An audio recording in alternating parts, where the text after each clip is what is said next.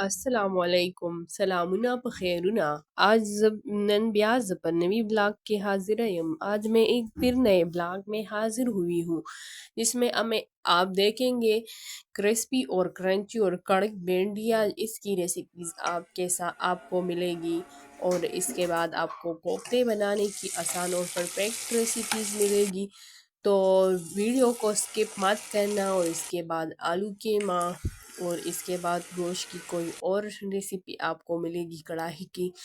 اسی طرح آپ میرے چینل کو فالو کریں سبسکرائب کریں لائک کریں کمنٹ کریں اور دوسروں کے ساتھ شیئر کریں ویسے آپ لوگ یہ سارے ڈشز کیسے بناتے ہیں مجھے کمنٹس میں ضرور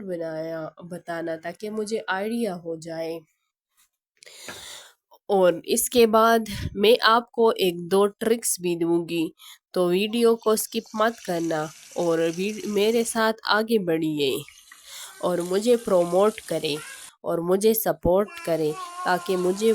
اور لائک کمنٹ شیئر ضرور کرنا تاکہ مجھے موٹیویشنل ملے اور میں اسی طرح آپ لوگوں کے لیے آسان اور دار ریسیپیز لایا کروں تو میں آج آپ کو کچھ ٹپ اور ٹرکس دوں گی تو وہ ٹرکس یہ ہے کہ جب آپ لوگ کریلا وغیرہ بناتے ہو بھنڈی بناتے ہو تو اس کے لیے پہلے بھنڈیوں کو اچھی طرح صاف کر لینا اور اچھی طرح دھو لینا 3 بار پانی سے نکالنا تاکہ مٹی وغیرہ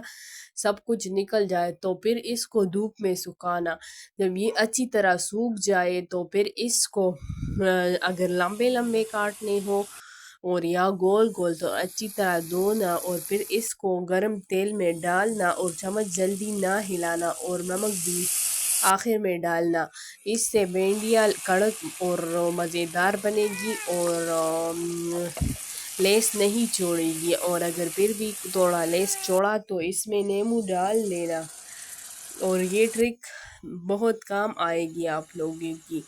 اور اگر زیادہ کڑک اور کرنچی چاہیے تو پھر اس میں تھوڑا سا بیسن ڈال لینا تو اس سے آپ کی بھنڈیاں بہت کڑک اور کرسپی بنے گی اسی طرح مجھے فالو کریں سبسکرائب کریں لائک اور کمنٹ کریں شیئر کریں تاکہ آپ کو روزانہ نئے ٹپس اور ٹرکس ملیں کچن اور ریسیپیز کے متعلق اللہ حافظ دعاؤں میں یاد رکھنا